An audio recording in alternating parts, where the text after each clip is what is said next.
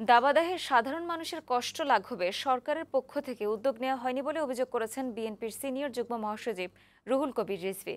রাজধানীর বাড্ডায় সাধারণ মানুষের মাঝে বিএনপির পক্ষ থেকে খাবার পানি ও স্যালাইন বিতরণ কর্মসূচিতে অংশ নিয়ে এই অভিযোগ করেন তিনি।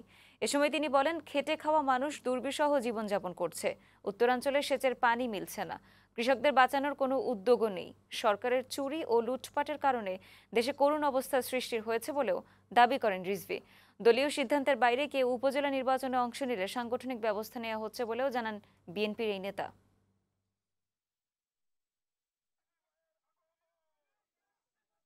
আওয়ামী লীগের মনোনীত যারা, তারা শূন্য ভোটারের মাধ্যমে প্রতিদ্বন্দ্বিতাহীন নির্বাচন করতে চায়, তো সেইখানে বিএনপি অংশগ্রহণ করতে পারে না।